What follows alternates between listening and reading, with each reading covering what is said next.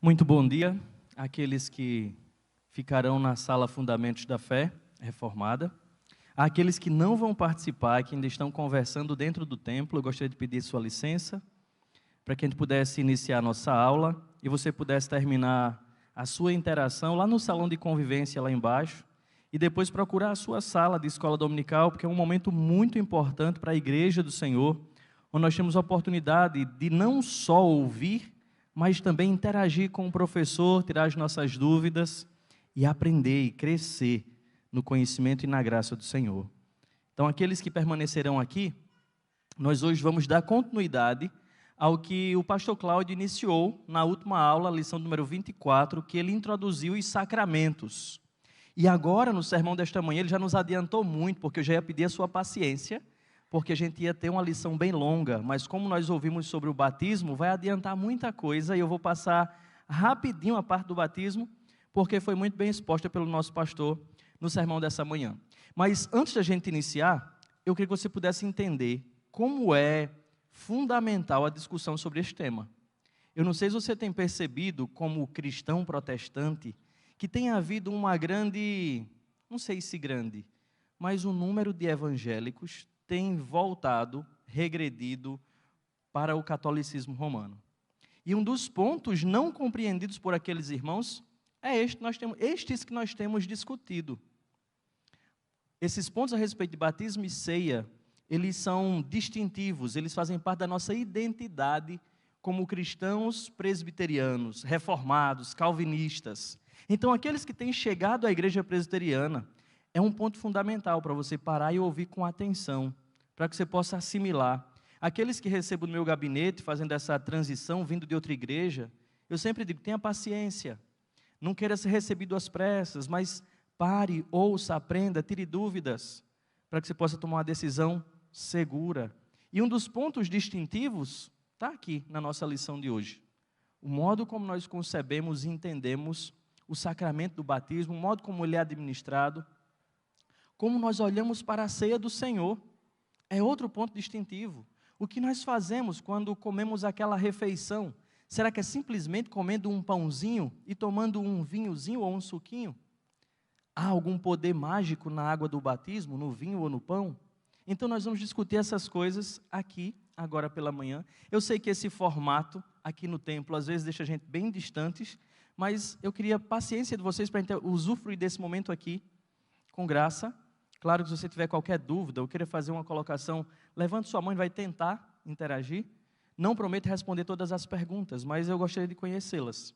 Então, vamos caminhar juntos nesse tema. E o nosso objetivo aqui nessa manhã é entender o significado desses sacramentos, qual é a mensagem que eles querem passar para a gente, qual o significado deles, bem como o propósito e a eficácia desses sacramentos. E vamos falar bastante sobre a administração destes. Então, vá pensando a respeito. Se você tem dúvidas e elas não foram contempladas no sermão e nem na exposição da lição, você pode interagir ou intervir, fazer o seu questionamento, e aí qualquer coisa a gente compartilha com o grupão e a gente vai aprender juntos aqui a respeito deste tópico. Eu queria começar lembrando que vocês viram semana passada com o pastor Cláudio, que ele disse que os sacramentos é um privilégio exclusivo, guarde essa palavra, exclusivo do povo de Deus. Então, a gente não está falando de algo que é para os incrédulos, algo para aqueles que não têm um compromisso com Cristo, alguém que ainda não creu. Eu estou falando de alguém que creu e que faz parte do povo de Deus. E como é que a gente deve receber esses sacramentos? É importante que a gente também pare e lembre e reflita sobre essas coisas, porque não é de qualquer modo que a gente deve receber o sacramento do batismo ou da ceia, mas devemos fazer isso com seriedade e convicção e tratar eles com dignidade. A gente está fazendo qualquer coisa. Então, às vezes, a gente, por nos acostumarmos com o andamento da nossa religião, do cristianismo, a gente vai tratando as coisas como se fosse apenas um hábito e transforma isso apenas num tradicionalismo. Quando a gente começa a praticar essas coisas, sem a devida reflexão, sem o devido entendimento. Então, quando a gente para pensar sobre esse tema, eu queria desafiar vocês a guardar isso da lição anterior. Entender que é um privilégio e fazer essas coisas, receber essas coisas, esses sacramentos, com essa seriedade, com esse entendimento, com essas convicções, e assim fazer isso com a total dignidade. Eu queria começar considerando o primeiro, o batismo, que já ficou claro aqui para a gente. O batismo, ele é um sinal externo. Quando eu afirmo que o batismo é um sinal externo, eu estou falando que algo internamente já deve ter acontecido antes de eu adentrar ou receber o sacramento. Então, é um sacramento do Novo Testamento, o batismo, como vocês puderam ver aqui pela manhã, e ele é administrado àqueles que pertencem ao povo de Deus, crianças e adultos, que a gente vai ver já, ou já vimos, e simboliza e sela o quê? A ação regeneradora do Espírito Santo na vida do cristão. Na linguagem teológica, nós podemos dizer, é um sinal externo de uma graça invisível. A graça invisível, a salvação. O sinal externo, o batismo. Então, a gente olha para o batismo e vê que o batismo também é um meio visível e a forma pela qual se dá a filiação do crente à comunidade cristã. Então, você percebe que não é só uma aguinha, mas é algo sério, tem um significado profundo. E aqueles que participam do batismo são desafiados a assim fazê-lo com tal entendimento. Considerando sobre a ceia, que trataremos os dois, eu preciso olhar para a ceia do Senhor e entender que, de igual modo, a ceia é também um sacramento do Novo Testamento, instituído pelo Senhor Jesus Cristo. E ele foi instituído na ocasião da Páscoa, como nós vimos na última lição, quando o pastor Cláudio ministrou, que fez essa identificação da Páscoa do Antigo Testamento com a ceia no Novo Testamento, e a gente poder entender que é para o crente em Cristo Jesus um sublime privilégio poder participar da ceia do Senhor. E a gente entender que a ceia é um meio de graça. E em virtude disso, a gente entender que lá na ceia, o crente é alimentado com aquele pãozinho, com aquele vinhozinho, alimentado espiritualmente. E entendermos que naquela alimentação, a gente está tomando parte, ou participando de Cristo, das suas graças, dos seus benefícios, de suas conquistas. Então a gente entende que é um alimento espiritual, e aí está condicionado ao modo como nós participamos desse sacramento. Por isso que Paulo desafia a igreja de Corinto a corrigir os exageros, a corrigir os equívocos, a corrigir os erros que eles praticavam na hora da ceia. E Paulo chama para que eles possam participar do sacramento de modo digno, examinando a si mesmo e tomando aquele elemento com a devida consciência, entendimento e dignidade. E aí sim, eles podiam participar do corpo de Cristo. Não era fazer parte da comunidade, como alguns interpretam, mas é fazer parte de Cristo. Como nós vamos entender que o batismo nos liga a Cristo.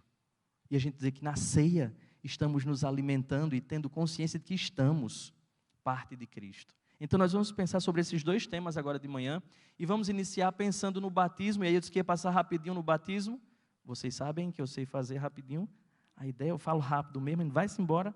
E aí vamos lá, qual é o significado do batismo? Qual é o propósito do batismo? Por que tudo isso? E a gente vai ler na nossa confissão de fé. Quem tem a revista dos estudos bíblicos doutrinários pode acompanhar que esses pontos aí é o que a gente tira da leitura da nossa confissão de fé. Então, o capítulo 28, que trata do batismo, ele vai lembrar o que é o batismo, como o batismo deve ser administrado, qual o significado do batismo, e a gente vai perceber. O propósito do batismo, eu vou tentar passar logo, deixar todos aí na tela, para você acompanhar e quem não tiver a revista poder olhar. Ele vai entender que o batismo tem um propósito. E humanamente falando, aqui como comunidade cristã ou como igreja, o batismo tem esse sentido, tem o significado de admitir o crente na igreja. É a forma de inclusão. Você viu nos textos que foram lidos aqui pela manhã pelo pastor Cláudio, e eu pontuo Atos 2:41. Quando depois do sermão de Pedro, aqueles que creram foram batizados e foi adicionado ao número dos cristãos. Então, o batismo tem esse papel, esse sentido, tem um rito de admissão, de iniciação na igreja, como tomar parte do corpo de Cristo. Mas, em segundo lugar, quando lemos o capítulo da Confissão de Fé, que é o capítulo 28, no primeiro parágrafo, ele diz que o batismo é um sacramento do Novo Testamento, instituído por Jesus Cristo, não só para o solene admitir na igreja visível a pessoa batizada, mas também para servir-lhe de sinal e selo do pacto da graça, de sua união com Cristo, da regeneração, da remissão dos pecados e também da sua consagração a Deus. Então, é da Escritura que nós afirmamos o que está na nossa confissão de fé, e olhando para a nossa confissão de fé, um presbiteriano, o que ele entende a respeito do batismo é que ele é um rito de iniciação, que admite o crente na igreja, mas ele serve de sinal e selo do pacto da graça. Como foi lido esse texto aqui hoje de manhã, Colossenses 2, 11 e 12. Paulo fala da circuncisão do coração, daqueles que foram circuncidados por Cristo e foram batizados. O batismo, nessa união no corpo de Cristo, o batismo seria esse selo, seria o selo desse pacto, o símbolo desse pacto. Como tínhamos símbolos no Antigo Testamento, como nós vimos aqui, Gênesis 17, 7. No novo pacto, na nova aliança, o selo, o símbolo, a marca, o sinal, é o batismo com água. Então, olhando ainda para a nossa confissão, diz que o batismo ele representa essa união do crente com Cristo. E não tem um texto mais emblemático do que Romanos capítulo 6, para falar dessa união. Quando Paulo pergunta se nós vamos cometer mais pecados para que a graça seja abundante, ele responde de modo nenhum. Porque eles, como é que viveremos no pecado? Nós que para ele morremos. E ele então começa a discutir, a discorrer a respeito dessa identificação que o crente tem com Cristo e o desafio que ele recebe por estar unido a Cristo. Esse desafio de viver essa união, como o Colossenses capítulo 3 vai tratar essa união também. E o batismo é o símbolo disso, de que nós fomos ligados a Cristo, estamos unidos a Cristo. Então ele representa essa nossa identificação.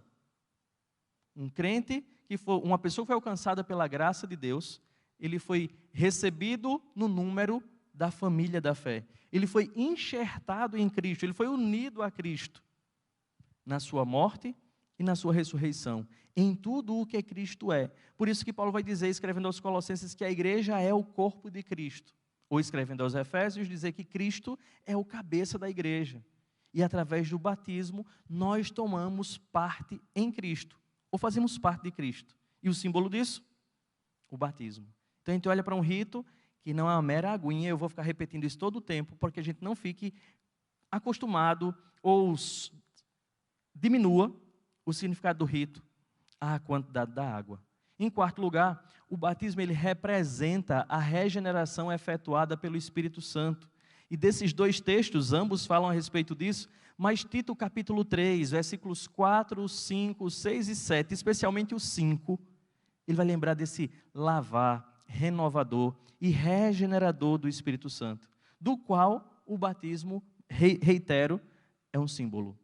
O batismo simboliza externamente o lavar renovador e regenerador do Espírito Santo, que aconteceu internamente no coração do homem, que foi alcançado pela graça de Deus, que foi alvo da obra do Espírito Santo. O batismo é o símbolo dessa lavagem espiritual. Em quinto lugar, o que é o batismo? Qual o propósito do batismo? O batismo expressa a consagração a Deus por meio de Cristo. É o modo que eu estou me entregando a Deus. É o modo que eu estou publicando esse desejo que me foi dado de me entregar totalmente ao Senhor. Ou de viver a partir de agora, orientado por um novo propósito de vida, por uma nova visão de vida. O batismo, então, é essa forma de expressar. E aí, quando a gente abre a nossa Bíblia em Atos, capítulo 22, versículos 14 a 16, nós vamos ver Paulo falando diante das autoridades, e ele diz no 14, então ele disse, o Deus de nossos pais, de antemão te escolheu para conheceres a sua vontade, veres o justo e ouvires uma voz de sua própria boca, porque terás de ser sua testemunha diante de todos os homens, das causas que tens visto e ouvido. E agora, por que te demoras? Levanta-te, recebe o batismo e lava os teus pecados, invocando o nome dele. Tendo eu voltado para Jerusalém, enquanto orava no templo, sobreveio-me um êxtase. Então, até o 16, quando ele lembra desse desafio que marca o início dessa consagração, o batismo. E a gente olha então para o rito do batismo, como ele está carregado de simbologia e de significado para a vida do cristão. Então, como um presbiteriano compreende o batismo? A gente já viu aqui, a gente vai voltar a discutir isso, que o batismo não é uma mágica que tira alguém do inferno e coloca no céu. Mas o batismo é um símbolo, é um selo de algo que foi realizado por obra do Espírito Santo, por meio da palavra, do Evangelho, da obra de Cristo, e que é aplicado ao coração do crente. Então, o batismo é como a pública profissão, é o público testemunho de entrega, de consagração, de um trilhar, de uma nova caminhada. E aí, quando a gente lê Romanos 6, a gente percebe esse desafio, do 1 ao 14. Eu não vou ler aqui pela extensão da leitura, mas eu queria desafiar você a fazer isso em casa. O batismo desafia o cristão a andar em novidade de vida. Quando a gente assume um compromisso com Cristo e a gente publica isso através do batismo, nós somos desafiados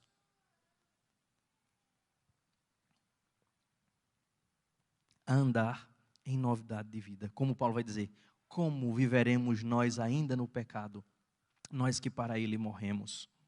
Nós que assumimos estamos unidos a Cristo. Como viveremos sob as amarras do pecado? Eu gosto de parar a pensar nesse texto de Romanos 6 e perceber que a obra de Deus, a obra de Cristo, aplicada em nós pelo Espírito Santo, nos habilita, nos dá condição de dizer não ao pecado. De dizer não, eu não vou fazer isso aqui. Por força de Deus, por obra de Deus, por condição dada a nós, pelo Espírito que agora habita em nós. Então, Romanos 6, a gente vai perceber esse desafio que é estar unido a Cristo. O desafio de andar em novidade de vida. Então, esse capítulo da confissão de fé, no primeiro parágrafo, lembra para a gente qual é o significado e qual é o propósito do batismo. Mas pensar em batismo, ainda vem muitas questões à nossa mente. E aí, o batismo pensando na sua administração, pensando no modo como ele é realizado, a gente pontua aqui pelo menos 7 verdades de como o batismo deve ser administrado. E primeiro destacamos, olhando para o capítulo 28 da Confissão de Fé, no parágrafo 2º, ele vai dizer, o elemento exterior usado neste sacramento é a água, com a qual a pessoa é batizada em nome do Pai, do Filho e do Espírito Santo, por um ministro do Evangelho legalmente ordenado. Então, a gente olha para qual é o elemento do batismo, a gente só vai dizer água. Mas a água não vai para a cabeça do indivíduo automaticamente. Então, a gente percebe que faz parte da cena do batismo um oficiante, ou um batizante, alguém para realizar o batismo. E a gente vai olhar na Escritura, por exemplo, que há um padrão escriturístico, desde o Antigo Testamento, onde Deus separa pessoas para lhe representar e para executar a sua vontade. E em alguns momentos na história da revelação da redenção, como esse exemplo de 1 Samuel capítulo 13, nós vamos encontrar pessoas tentando inverter essa ordem de Deus. Você se lembra desse episódio de Saul? Quando Samuel se atrasou para efetuar o sacrifício antes que o povo fosse à guerra, e os soldados já queriam devagar e até mesmo sair da cena, e Saul, com medo de ser perdedor, ele se adianta. Ele toma os animais e sacrifica os animais. E diz aquele texto que por isso Saul é rejeitado. Porque ele estava realizando algo que ele não foi chamado, e nem enviado por Deus, e nem ungido pelo Senhor para fazer. Que aquele era papel do sacerdote, que era papel de Samuel. E Saul se antecipou a isso. No Novo Testamento nós vamos encontrar também orientações. Como nós lemos aqui, Paulo dizendo, quem batizou foi Paulo. Os apóstolos que batizaram. Jesus, eu mesmo não batizei ninguém, lá em João capítulo 4. E nós vamos perceber que existem pessoas ordenadas, os ministros do sacramento e da palavra, orientados por Deus. E é um ponto interessante a gente falar a respeito, porque eu já vi igrejas se dividindo por causa disso. Quando os irmãos mesmo entenderam por eles mesmos que eles deveriam efetuar o batismo a pessoas. E por que não eu não posso batizar? A resposta é simples. Porque Deus não ordenou que todos batizassem. Mas Deus ordenou que aqueles que foram ordenados para este fim é que realizassem tais obras. E é assim que Deus age desde o começo das coisas. Então, por um ministro do Evangelho legalmente ordenado, a ordenação não imputa ou não dá ao homem poder, mas a ordenação é um reconhecimento, é a investidura de autoridade para que ele possa fazê-lo. Eu recentemente reassisti, há uns 3 meses, o vídeo da minha ordenação aqui na igreja. E foi muito emocionante no momento que eu fui reviver isso assistindo. Quando me foi feita várias perguntas sobre a minha fidelidade, sobre inscrição, se eu concordava com a Bíblia, tal, respondendo sim, sim, sim, sim, sim. Daqui a pouco, o pastor para de me perguntar e pergunta à igreja. Ali foi muito emocionante. Vocês reconhecem ele, vocês prometem respeitá-lo como tal. E ali era um momento de que, de fato, a igreja estava me dando a responsabilidade de ser ministro do sacramento e da palavra, prometendo o respeito. E ali eu estava sendo orientado, ordenado para fazê-los. Então, é isso que a confissão entende, que o sacramento ele deve ser realizado por um ministro legalmente ordenado. Porque tem alguns que se auto-ordenam, ou se auto-promulgam, se auto-reconhecem, mas ele fala de alguém legalmente. Segundo, a gente quer entender também, que a gente já leu aqui no parágrafo 2º, que o batismo ele deve ser administrado em nome do Pai, do Filho e do Espírito Santo. Mateus capítulo 28, eu acho que nem precisa a gente demorar muito pensando a respeito, quando Jesus mesmo diz isso, batizando-os em nome do Pai, do Filho e do Espírito Santo. E em vários momentos isso é registrado. E é a forma batismal que nós temos, neotestamentariamente falando. Então não é batizado em nome de denominação, não é batizado em nome de homem algum, senão em nome de Deus, que é Pai, Filho e Espírito Santo. Terceiro, a todos que professam sua fé em Cristo e obediência a Ele. E acho que esse ponto também não é muito debatido. A gente vai perceber que ele é um sacramento com o qual a pessoa batizada em nome do Pai, do Filho e do Espírito por um ministro legalmente ordenado. Mas o batismo é corretamente administrado quando, a gente vai olhar aqui, como a gente viu aqui, é para vós e para os vossos filhos. O texto de Atos capítulo 10, nós vamos ver que ali no momento que Pedro vai à casa de Cornélio, o que Pedro quer inquirir a Cornélio é se ele cria. E ele viu que Cornélio cria quando o Espírito também desceu sobre eles. E a gente vê, é para os crentes o batismo. Mas o batismo não é só para os crentes, como nós vimos aqui nessa manhã. O batismo é para os crentes e para as suas gerações, e para os seus filhos. E eu acredito que eu não preciso discorrer a respeito disso, porque pastor Cláudio leu todos os textos para que a gente pudesse ter esse entendimento claro. E isso é essencial para um presbiteriano, porque nós somos pedobatistas. Nós batizamos os nossos filhos, porque nós entendemos, como vocês viram aqui, Gênesis 17:7, Atos 2:39, o diálogo perfeito entre essa promessa e a distribuição dela para a igreja. Então, é para nós e para os nossos filhos, mas não somente isso. O batismo, ele só é realizado uma única vez para uma pessoa. Ou seja, um presbiteriano não rebatiza. Você concorda com isso? Sim. Quando é que uma pessoa já recebeu o batismo e foi batizado de novo? A gente vai olhar, você foi batizado aonde? Como? Em nome de quem? Por quem? Está atendendo esses critérios? Por alguém legalmente ordenado? Foi batizado em nome do Pai, do Filho e do Espírito Santo? Tem o entendimento de que o batismo não regenera e não salva? Porque no catolicismo, além dos elementos a mais, o batismo tem outro sentido e significado. Então, quando um católico é convertido ao protestantismo, ele não é rebatizado. No sentido da palavra, ele está sendo batizado. Porque o batismo que ele recebeu lá tinha uma outra conotação, um outro entendimento, um outro significado, outros elementos. Quais elementos? Olha, eu não lembro do meu batismo na Igreja Católica. Mas a gente sabe que além da água, a gente tem uma vela, a gente tem padrinhos, a gente tem sal, a gente tem óleo. E além de tudo, o sentido de que o batismo na Igreja Católica, ele procura remover do infante o pecado original. E aí ele deixa de ser pagão e passa a ser santo. Então, não é o batismo cristão, não é o batismo escriturístico. Então, os presbiterianos não rebatizam. E aí você vem da Assembleia de Deus, você é batizado por imersão, em nome do Pai, do Filho e do Espírito Santo. E nós reconhecemos, é o batismo cristão. O elemento água estava presente. O sentido, o significado do batismo está presente. Ele não foi batizado com vistas à salvação. Mas é alguém que se batizou na Igreja Universal, ou numa igreja outra que a gente reconhece como heresia ou seita. O batismo tem outra conotação. Foi feito com outro entendimento. Aquela pessoa ordenada por quem? Pela rebelião, ordenada por si mesmo. Isso nós não reconhecemos como batismo cristão. Por isso nós não rebatizamos. Nós batizamos. E aí o batismo é uma só vez. Quando Paulo diz em Efésios 4, há um só batismo, uma só fé. Ou Tito 3, lembrando de um lavar. Um lavar renovador e regenerador do Espírito Santo. E aí vem uma grande questão, que é interessante a gente parar para pensar. Capítulo 28 da Confissão, no parágrafo 3º, a nossa confissão diz o seguinte: não é necessário imergir o candidato na água, mas o batismo é corretamente administrado por efusão e aspersão.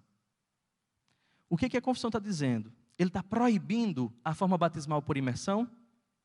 Não. Se você prestar atenção aí na leitura, ele vai dizer, não é necessário. É mais prático. E a palavra batismo, lá na Bíblia, tanto no Antigo quanto no Novo Testamento, ela tem a conotação de lavar.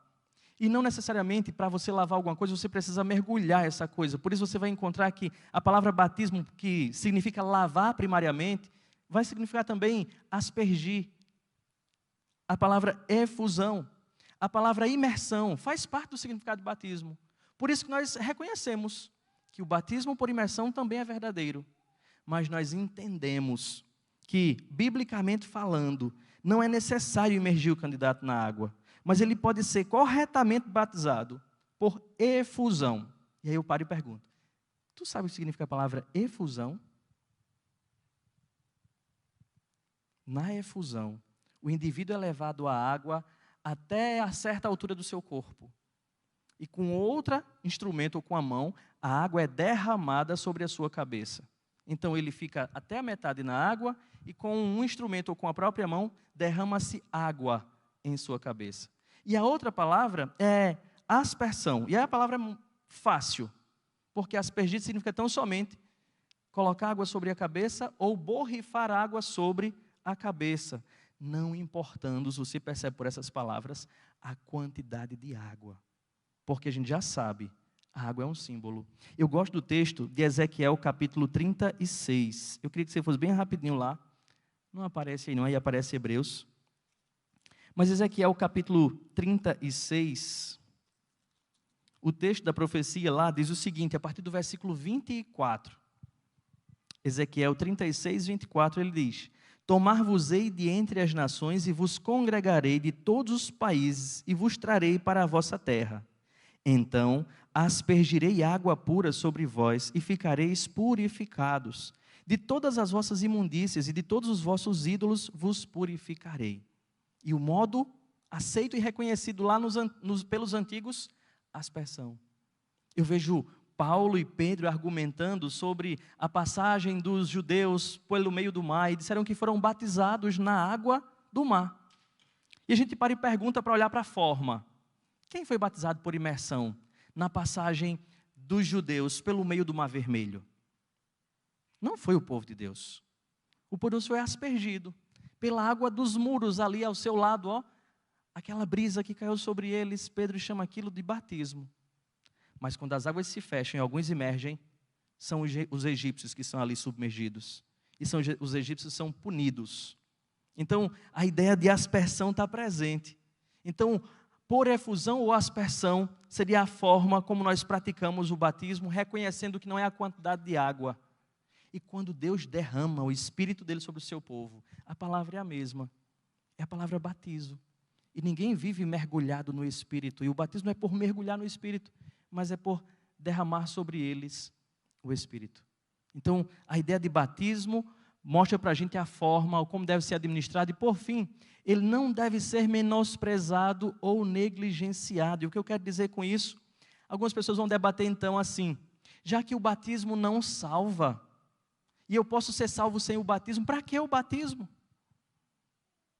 A minha resposta seria muito simples. Porque Jesus mandou. O que te faz questionar, ou menosprezar, ou resistir ao batismo? O Senhor Jesus Cristo mesmo mandou. Por obediência, por devoção, por entendimento do seu significado, nós não deveríamos negligenciar ou menosprezar o rito do batismo. Ele é um meio de graça. Não comunica graça salvífica, como dizem os católicos, mas é o meio pelo qual Deus escolheu para que publicizássemos a nossa fé, para que nós pudéssemos demonstrar que o Espírito já operou em nosso coração. Então, seguindo aí, pensando na eficácia, 3 pontinhos rápidos para a gente passar para o assunto da ceia. Qual é a eficácia do batismo? E aí eu quero reafirmar dizendo que o batismo em si não é capaz de regenerar e de garantir salvação do indivíduo. Você vai ler esse texto e você vai perceber que não é ele que garante que nós não pecaremos, que nós não faremos qualquer outra coisa que desagrade a Deus. O batismo não regenera o homem. Segundo, o batismo só é eficaz na vida daqueles que são alcançados pela graça de Deus. Por isso que a gente diz, o que age antes é o Espírito. É a graça salvífica que opera a regeneração, que opera a adoção, que opera a santificação, que opera a adoção e a inserção deste indivíduo no corpo de Cristo. O que é o batismo? É o símbolo de tudo isso. É o selo de tudo isso. A gente olha para leituras como essas que estão aí presentes, Atos capítulo 8, por exemplo, a gente vai ver a graça de Deus agindo, abrindo o entendimento de pessoas, a graça de Deus transformando pessoas e levando pessoas a crer. O versículo 9 de Atos capítulo 8 vai falar de Simão o mágico. E ele vai mostrar para a gente, a partir do versículo 9, havia certo homem chamado Simão, que ali praticava mágica, iludindo o povo de Samaria, insinuando ser ele grande vulto, ao que todos davam ouvidos, do menor ao maior, dizendo, este homem é o poder de Deus, chamado grande poder. Aderiram a ele muitos. Quando, porém, deram crédito a Filipe, que os evangelizava a respeito do reino de Deus e do nome de Jesus Cristo, iam sendo batizados, assim homens como mulheres. O próprio Simão abraçou a fé, e tendo sido batizado, acompanhava Filipe de perto, observando extasiado os sinais e grandes milagres praticados. Também foi batizado. Mas você vai ler os versículos 18 a 23, e vai perceber o equívoco da mente de Simão. Quando ele viu o Espírito sendo derramado sobre os cristãos, aqueles que iam sendo batizados, recebendo o Espírito de Deus, e vendo tudo aquilo, ele disse, eu quero esse negócio para mim também. E ele pretende o quê? Comprar. E ele então é reprovado. Mostrando que o batismo não é eficaz para a regeneração do homem, mas o batismo é o selo dessa ação. O batismo é o símbolo dessa ação do Espírito na vida do indivíduo. E por fim, o batismo ele é eficaz em virtude dessa obra regeneradora. E esse texto vai se repetir muitas vezes. Tito capítulo 3. Para a gente entender que não é por causa do que nós fazemos que a regeneração é operada. Não é por causa dos atos humanos, dos legalismos na mente de alguns que a graça de Deus opera no coração do homem. Eu vou mostrar que é a livre ação do Espírito Santo. É o Espírito quem regenera. É o Espírito quem transforma. E é por isso que o batismo é eficaz. É pela ação de Deus e não pelo agir ou somente o mero agir do homem. Pensando então, como eu disse que a gente ia falar rapidinho do batismo, eu acho que nem foi tão rápido assim. Eu queria passar para o capítulo seguinte da confissão, para a gente fechar a questão dos sacramentos. E pensar num tema, meus irmãos, acho que a gente precisava de mais uma hora para falar a respeito da ceia do Senhor. Esse tema, ele é distintivo, ele é também um tópico da nossa identidade cristã. A forma como entendemos o sacramento da ceia distingue batistas de presbiterianos, distingue católicos de protestantes. Desde o século XVI, que isso vem sendo discutido, e muito antes disso. O símbolo da ceia, o significado da ceia, a presença de Cristo na ceia. É um debate longo, é um dos capítulos mais longos da nossa confissão de fé, porque a nossa confissão de fé tem o objetivo de responder a essas questões, tanto aos luteranos quanto aos católicos, para que a gente pudesse ter um pensamento seguro do que significa a ceia do Senhor. E qual o significado da ceia do Senhor? Deixa eu jogar todos os tópicos aí para a gente ir pensando. Primeiro, ela é uma lembrança perpétua do sacrifício de Cristo. É inegável quando você lê 1 Coríntios capítulo 11, esse elemento memorial, esse elemento que apela à nossa memória, à nossa consciência, ao nosso entendimento. Então, a ceia é esse rito memorial, essa refeição memorial, eu não posso esquecer disso, para fazê-la em memória de mim. Para e pensa, Jesus pede para que isso seja feito ainda em vida. Ele ali sentado à mesa com os seus apóstolos, eles façam isso em memória de mim. Ele não tinha nem partido ainda. E ele disse, isto aqui é o meu corpo, isto aqui é o meu sangue, comam todos em memória de mim. Mas não somente isso, o significado da ceia também é um meio pelo qual os benefícios do sacrifício de Cristo são selados aos verdadeiros cristãos. A gente vai entender, lendo, por exemplo, Hebreus capítulo 10 ou Lucas capítulo 22, que o propósito de Cristo dessa refeição não era somente de ter um memorial, não tem apenas uma memória que é apelada. Mas a gente vai entender que a ceia é um meio de graça. E aqui eu paro e pontuo, porque os católicos falam que a ceia é um meio de graça. Porque o sacramento é um meio de graça. Mas um católico entende como um meio de graça salvífica. Um católico não é salvo se ele não participar dos 7 sacramentos. Porque os sacramentos comunicam a salvação. Quando nós falamos de que o sacramento é um meio de graça, são as graças de Cristo. É operada naquele que tem parte com Ele. E o sacramento é esse meio do sustento de Deus, do desfrute dos benefícios de Cristo, incluindo, claro, não comunica a salvação, mas é para os salvos, essa refeição memorial, que vai nos causar essa identificação. Hebreus capítulo 10 é um texto emblemático, quando a gente para refletir a respeito desse sentido da ceia. E você vê os versículos de 11 a 18 de Hebreus capítulo 10, quando ele lembra que do sacerdote, do papel dele. E ele vai lembrar para a gente dessa oferta única que Cristo apresentou para sempre, quanto aos que estão sendo santificados. Ele diz assim: ora, todo sacerdote se apresenta dia após dia a exercer o serviço sagrado e a oferecer muitas vezes os mesmos sacrifícios que nunca jamais podem remover pecados. Jesus, porém, tendo oferecido para sempre um único sacrifício pelos pecados, assentou-se à destra de Deus, aguardando dia em dia, até que os seus inimigos sejam postos por estrado dos seus pés. Porque, como uma única oferta, aperfeiçoou para sempre quantos estão sendo santificados. E disto nos dá testemunho também o Espírito Santo, porquanto, após ter dito, esta é a aliança que farei com eles, depois daqueles dias, diz o Senhor, porei no seu coração as minhas leis, e sobre a sua mente as inscreverei. Acrescenta, também de modo nenhum me lembrarei dos seus pecados e das suas iniquidades para sempre. Ora, onde há remissão destes, já não há oferta pelo pecado. Então, na mentalidade católica, que a nossa confissão faz questão de mostrar para a gente, ele vai dizer, lembrar disso, de que a gente vai ter memória desse sacrifício que conquistou graça para nós, e que não é o mero rito que vai comunicar a graça salvífica, porque a salvação já foi operada de uma vez só. E na nossa confissão, no parágrafo 2º do capítulo 29, ele vai dizer, nesse sacramento, Cristo não é oferecido a seu Pai, nem de modo algum se faz um sacrifício real para a remissão de pecados, dos vivos ou dos mortos, mas apenas se faz uma comemoração daquela única oferenda que ele fez de si mesmo na cruz, uma vez por todas, e por meio dela, uma oblação espiritual de todo louvor possível a Deus. Assim, o chamando sacrifício papal da missa, como é chamado, é sobremodo ofensivo ao único sacrifício de Cristo, o qual é a única propiciação por todos os pecados dos eleitos. Então, o sacrifício que salva foi o que Cristo fez na cruz. O que nós fazemos na ceia é lembrar e desfrutar, e reafirmar no nosso coração esses benefícios que nós desfrutamos em Cristo. Não sei se você já parou para pensar, mas no catolicismo romano, o culto é chamado de missa. E a palavra missa significa essa ideia da repetição do sacrifício. E que no momento da missa, quem já foi, já participou, sabe que quando o sacerdote, com a conotação veterotestamentária mesmo, ele toma o elemento pão, que é chamado de hóstia na Igreja Católica, e que ele eleva o pão e ele pronuncia as palavras mágicas. As palavras de Jesus, porque eles tomam como quase palavras mágicas, naquele instante, aquele pão deixa de ser pão.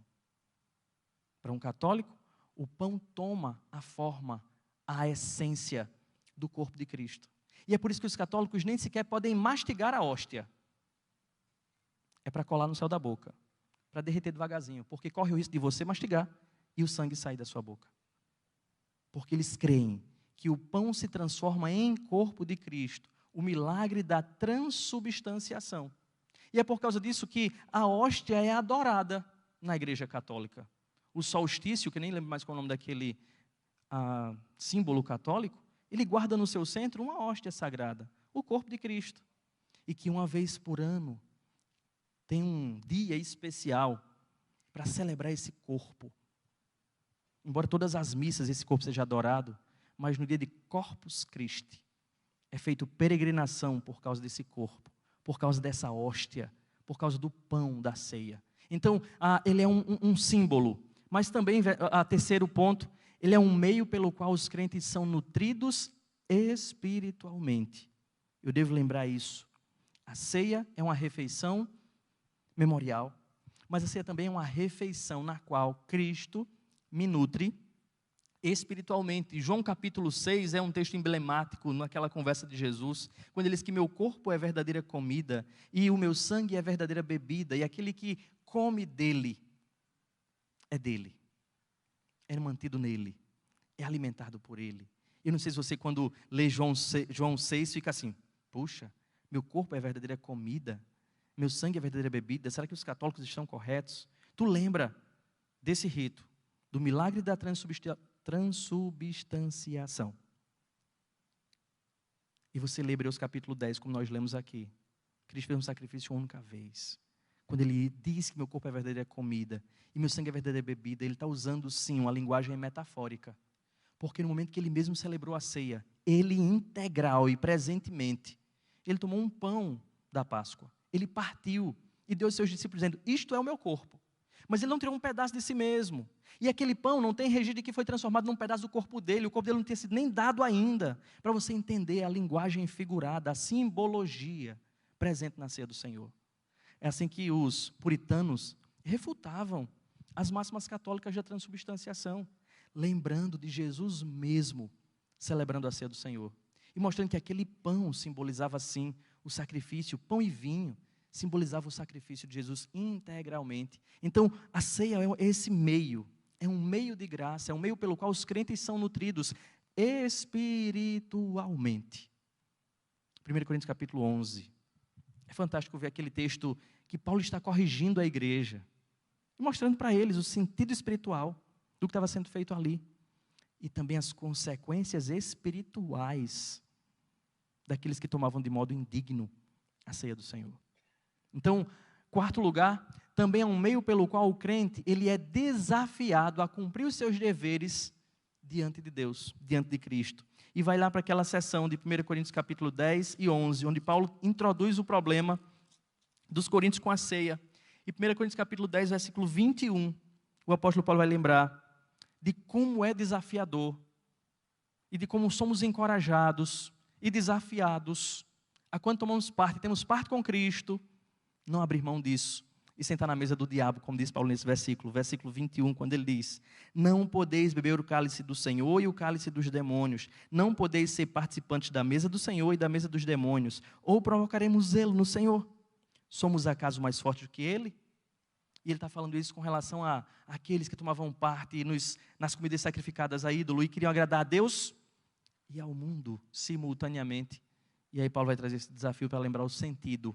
Tomar parte na mesa do Senhor, tomar parte em Cristo, nos desafia a ver integralmente para a glória de Deus em Cristo. Não somente isso, mas ainda a gente vai até o 7, quando ele lembra aqui, é um símbolo da comunhão com Cristo. O versículo 16 vai deixar isso muito claro para a gente, do capítulo 10. Porventura o cálice da bênção que abençoamos não é a comunhão do sangue de Cristo? O pão que partimos não é a comunhão do corpo de Cristo? Na teologia nós entendemos que o momento da ceia é o ápice da nossa comunhão com Cristo, ou simboliza esse ápice de comunhão, esse ápice de identificação, é o auge, é lembrado naquele rito, naquela encenação, para mostrar para a nossa mente os recursos que Deus dá, porque o sacramento tem esse caráter educativo também, para a gente entender que estamos unidos a Cristo. E a ceia vem lembrar da gente dessa nossa identificação. Na conversão ele nos enxerta nele, o batismo é o símbolo daquilo, e a ceia é esse lembrete constante dessa nossa comunhão. É esse lembrete constante que estamos unidos a Cristo.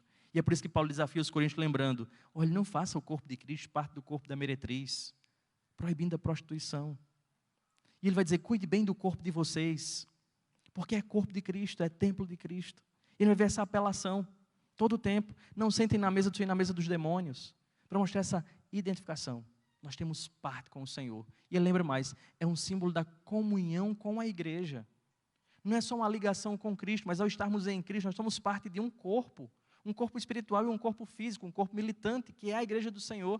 E lá em 1 Coríntios capítulo 10, no 17, ele vai lembrar isso na sequência, dizendo para a gente, porque nós, embora muitos, somos unicamente um pão, um só corpo, porque todos participamos do único pão.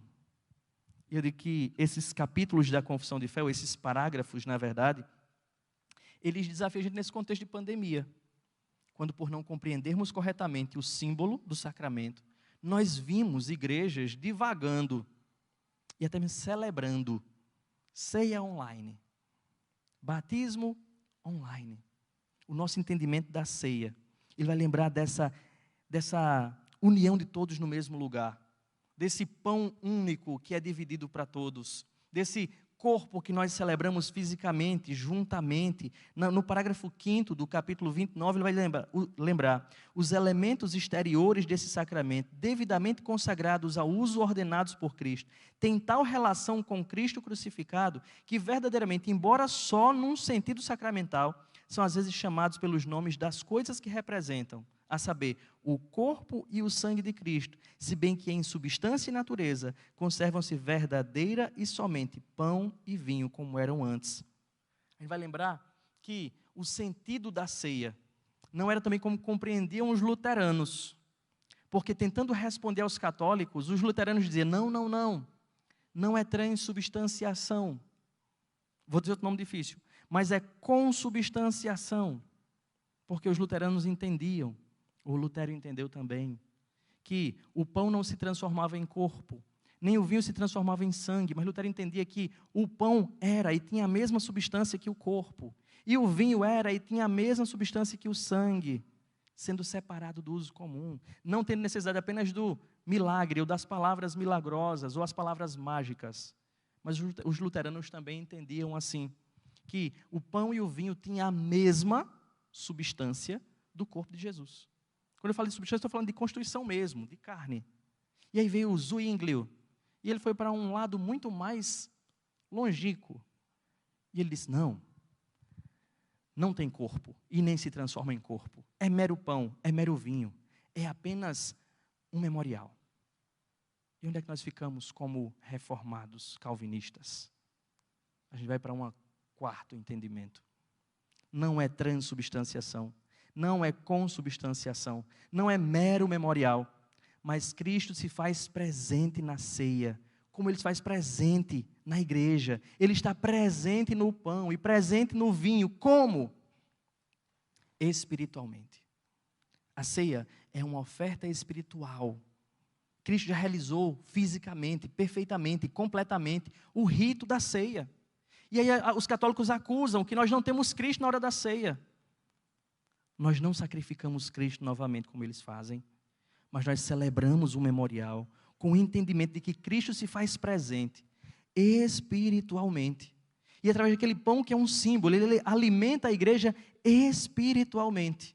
E através daquele vinho, daquela bebida, ele alimenta ou ele descedenta a igreja espiritualmente. É esse entendimento do significado da ceia que não nos deixa adorar os elementos da ceia. É esse entendimento da ceia que não faz como algumas igrejas evangélicas fazem. Quando termina a ceia, os elementos são guardados pelo sacerdote, ou a mistura das coisas, depois ele é descartado de um modo especial, alguns até queimam ou enterram o resto dos elementos, por causa do que ele adquiriu no momento da celebração do sacramento. Nós entendemos que aquele pão e aquele vinho são pão e vinho na sua substância, não se confundiram, mas que naquele momento eles representaram. Mas depois que acabou o sacramento, o momento do culto, não tem nada de especial naquilo. Estava assim na hora do sacramento, era especial, porque Cristo espiritualmente estava ali com a gente, na hora do culto, da adoração. Por isso depois é pão, depois é vinho, devolve na garrafa e guarda para a próxima ceia, ou descarta, ou bebe. Não tem poder no elemento em si, o poder está em Cristo, o poder do Espírito Santo. E nós entendemos, por isso falamos com respeito, reverência e temor. Não de qualquer jeito, porque nós tememos a Cristo. Pensando nesses elementos, pão e vinho, não preciso discorrer mais sobre isso, eles são abençoados, consagrados e separados para um propósito sagrado, que é isso que eu estou tentando dizer a vocês. Separado do uso comum. O que os coríntios não estavam entendendo, por isso que Paulo corrige no capítulo 11, 10 e 11. Porque eles estavam tomando junto com uma refeição, como a gente já conhece a história de 1 Coríntios capítulo 11, a festa do amor. onde cada um trazia sua refeição de casa e juntava ali para um grande banquete, e naquele grande banquete eles celebravam a ceia do Senhor. Mas o que estava acontecendo era uma confusão. A confusão era a falta de unidade, de fato, era aqueles partidos no meio da igreja. E aí cada um nos seus grupinhos comiam apressadamente e não esperavam uns pelos outros. E aí comiam de forma tão desrespeitosa que até o pãozinho da ceia entrava naquela agonia. Vocês estão comendo sem entendimento. Está com fome, coma em casa. Porque aqui não é para fazer isso, vocês não estão dando testemunho nenhum de Cristo. Vocês não estão discernindo o corpo. Não está fazendo distinção entre o pão comum da refeição e o pão da ceia. Por isso que vocês estão comendo juízo para vocês. Porque o Senhor foi nas coisas sem entendimento. Porque era um mero pão, era um pãozinho simples. Era um suco do dia a dia deles, ou um vinho do dia a dia deles. Mas na hora da ceia, era abençoado, consagrado e separado para um propósito sagrado. A partir daquele momento de oração, de consagração, de separação, esse pão é o corpo de Cristo. Sem milagre, sem mudar de substância, mas Cristo está presente naquele momento espiritualmente, como Ele prometeu. Não é no poder do oficiante, não é no poder de quem está fazendo, na dignidade do sacerdote. Não, é em obediência ao que Cristo mesmo mandou. E aqueles elementos ali, além disso, eles têm uma relação sacramental com Cristo. O que eu quero dizer com relação sacramental? Eles representam, essa é a relação sacramental, eles simbolizam o corpo de Cristo, o sangue de Cristo, que ambos representam o seu sacrifício, nos faz pensar no que Cristo fez na cruz, faz pensar na sua ressurreição, na sua vitória, e que nós participamos disso quando obedecemos à ordem dele, de João capítulo 6. Lembrando, quem não comer da minha carne não tem parte comigo.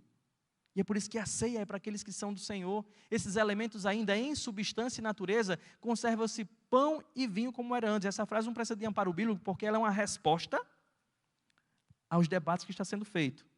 Essa frase, ela ampara a nossa posição de presença mística, ou presença espiritual, de que o pão não é como dizem os católicos, se transformam em corpo de Cristo. Ou como dizem os luteranos, que tem a mesma substância do corpo de Cristo. Ou como dizem os zwinglianos, que apenas um pão não significa nada. É só memória, é só um lembrete. A gente entende que há uma seriedade nas palavras de Jesus. E a nossa confissão de fé, para defender esse ponto, ela vai levar a gente lá no parágrafo 7º, quando ele diz que os que comungam, não, vou ler o 6º. A doutrina geralmente chamada de transubstanciação, que ensina a mudança da substância do pão e do vinho na substância do corpo e do sangue de Cristo, mediante a consagração por um sacerdote ou por qualquer outro meio, é contrária não só às Escrituras, mas também ao senso comum e à razão. Destrói a natureza do sacramento e tem sido causa de muitas superstições, até de grosseira idolatria. Parágrafo 7º, a confissão diz: os que comungam dignamente, participando exteriormente dos elementos visíveis desse sacramento, também recebem intimamente pela fé a Cristo crucificado e a todos os benefícios de sua morte, e dele se alimentam não carnal ou corporeamente, mas real, verdadeira e espiritualmente, não estando o corpo e o sangue de Cristo corporal ou carnal nos elementos, pão e vinho, nem com eles, sob eles, mas espiritual e realmente presentes à fé dos crentes nessa ordenança, como estão os próprios elementos em relação aos seus sentidos corporais. Então, esse é o grande desafio da gente, de entender o sacramento que nós participamos e de participar dele com consciência, fugindo do 5º ponto. Eles devem ser respeitados. Nós devemos tratar o pão com desleixo. Um amigo meu, quando eu estudava no IBN, amigo meu do Maranhão, ele participava de uma igreja e no dia da ceia um presbítero estava muito chateado, eu não sei, eu não conheço, não me lembro muito bem do contexto, mas eu me lembro muito porque foi muito marcante, quando na distribuição do elemento pão, o presbítero tropeçou, e ele esboçou, acho que não, faltou freio, ele derramei essa porcaria, e ele disse assim, aí está uma expressão de desrespeito, não é um mero pãozinho, não é uma qualquer coisa. Na hora da ceia entendemos espiritualmente, este é o corpo de Cristo. Isto é o meu corpo, que é dado por vocês. Espiritualmente falando, desafiando a nossa fé. Como Hebreus capítulo 11 tenta dizer para a gente o que é fé. Mas a gente também não deve ir para o outro extremo, católico, de orientar o culto pelo rito da transubstanciação, passando a chamar o culto de missa. E a cada culto sacrificar novamente Cristo, negando o que diz Hebreus, que foi feito de uma vez só, eficazmente, de uma vez por todas, a ponto de idolatrar o sacramento, fazendo o próprio Deus, o pão, e até dedicar um dia de culto exclusivo e peregrinação atrás do pedaço de pão, chamando Corpus Christi, investigando, procurando. Então, não tratamos com idolatria os elementos, mas tratamos com o respeito que é devido. E aí, para a gente caminhar para um final, porque eu sei que já passei da hora, os participantes da ceia, pensando aí que é um tema também polêmico, os que devem comungar, são aqueles que dignamente recebem pela fé a Cristo crucificado e a todos os benefícios de sua morte, e deles se alimentam real, verdadeiro e espiritualmente. Quem deve participar da ceia? Os crentes. Aqueles que foram alcançados pelo Evangelho e professaram sua fé e já receberam o batismo. Aqueles que vivem a sua fé de modo digno, sem escândalo, que é o que a gente vai lembrar. Porque os ignorantes e ímpios, ainda que recebam os elementos visíveis desse sacramento, não recebem a coisa espiritual que ele significa. Por isso que Paulo vai dizer lá em 1 Coríntios capítulo 11, que há muitos doentes e até mortos, porque não discernem, não entendem, não participam com o devido respeito, o devido temor. E ainda, para a gente pensar nesses participantes, a participação indigna faz do participante réu do corpo e do sangue do Senhor para a sua própria condenação. Eu não sei aí na sua cabeça, mas eu fiz questão de pesquisar e de procurar pensar sobre. Porque alguns acusam os presbiterianos de pedobatistas e porque não são também, não praticam a pedocomunhão. Vocês já pensaram a respeito disso? Por que as crianças não participam da ceia e participam do batismo? E a gente para e entende a diferença dos sacramentos. O batismo é um selo da regeneração e é o símbolo da aliança com Deus. É um símbolo de inserção na aliança e no corpo de Cristo.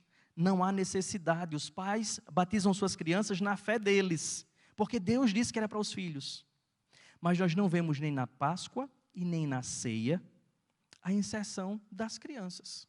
Pelo contrário, você vai perceber lá naqueles mesmos textos que foram lidos aqui pela manhã, ou que você pesquisar na instituição da Páscoa. Quando os seus filhos perguntarem que rito é esse, o que os pais devem fazer lá na Páscoa? Explicar o que significava. É a partir daquele instante que as crianças participavam da Páscoa, para comer a Páscoa, quando tivesse o entendimento, a curiosidade do entendimento. A ceia do Senhor é esse rito de identificação que exige o discernimento, exige o entendimento, exige da criança a compreensão. E é por isso que nós não somos adeptos da pedocomunhão. Porque entendemos que não há obrigatoriedade de, porque batizou, ter que tomar a ceia. Porque o batismo tem um sentido de selo e de inserção, mas a ceia não. A ceia é uma refeição cerimonial que tem o entendimento, que exige o discernimento, dos quais as crianças não desfrutam. E para que o elemento pedagógico da ceia seja comunicado às crianças, não há necessidade de fazê-las participantes. Porque alguns argumentam o seguinte: para ensinar.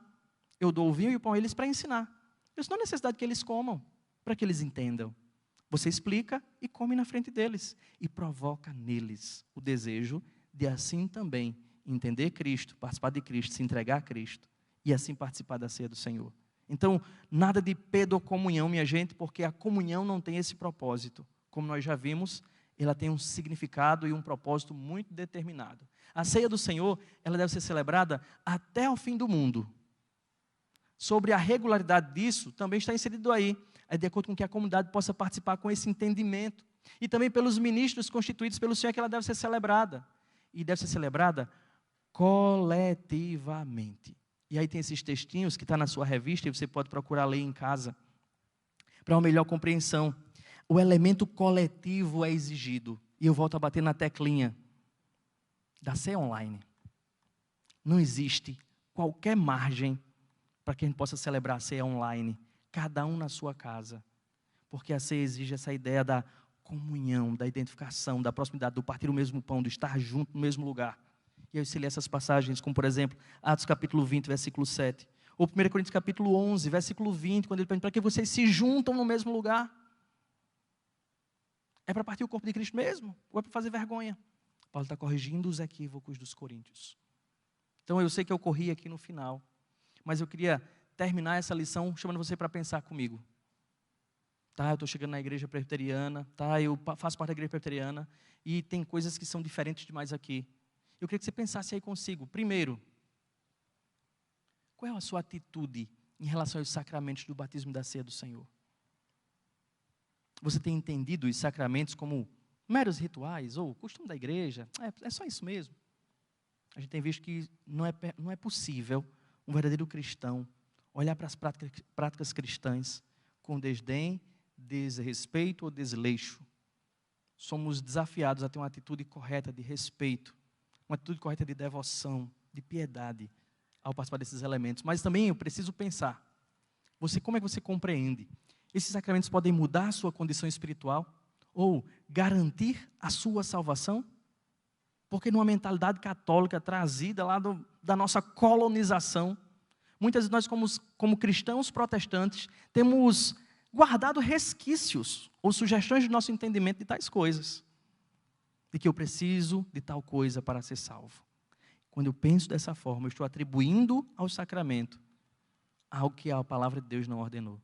Eu preciso compreender que eles não são elementos de salvação, mas foram elementos ordenados por Deus. E eu os faço por obediência. E não para adquirir qualquer segurança salvífica ou como um meio de ser regenerado ou transformado. E por fim, para eu terminar de verdade, por que eles são eficazes? É pela palavra ou pelo modo como o pastor fala? Porque aquele tem uma voz mais impostada ou coisa do tipo, eu gosto mais com ele. Ou porque o sacerdote é santo, sem pecado, como a mentalidade católica acha dos seus padres. Não, a eficácia do sacramento não é no que oficia, nem também nos elementos, porque alguns esperam que seja muita água. Eu quero que seja em muita água, eu quero mergulhar até a cabeça e lavar até o tornozelo, para eu ter certeza que os meus pecados foram perdoados. Ou na quantidade do pão ou do vinho. Até tem um aspecto curioso no catolicismo, que os participantes da Eucaristia só comungam do pão, não participam do cálice. O que não concorda com a Escritura.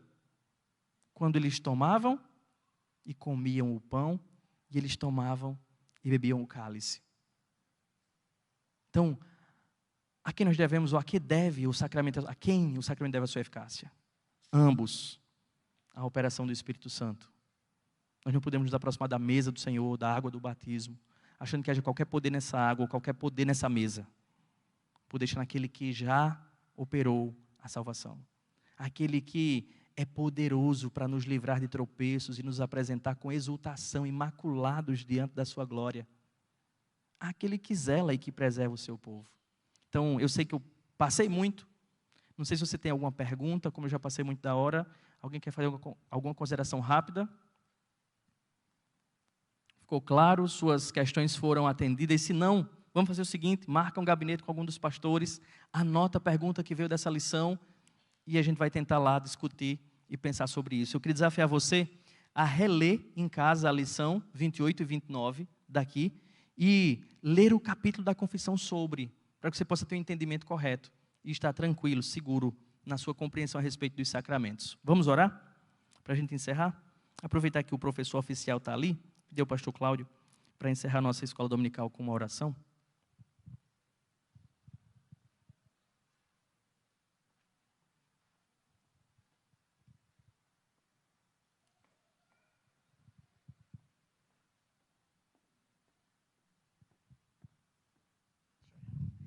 Oremos ao Senhor. Pai, muito obrigado, Senhor, pela Tua palavra, pela nossa classe de escola dominical, porque podemos aprender cada vez mais e fundamentar a nossa convicção nos sacramentos que o Senhor deixou para a Tua igreja, do batismo, como selo da nossa aliança com o Senhor, e da Tua mesa, onde a gente goza da comunhão com os santos e da comunhão contigo. Que o Senhor nos abençoe, nos dê um dia bom na Tua presença, Senhor, e que à noite possamos voltar aqui para cultuar o Teu nome.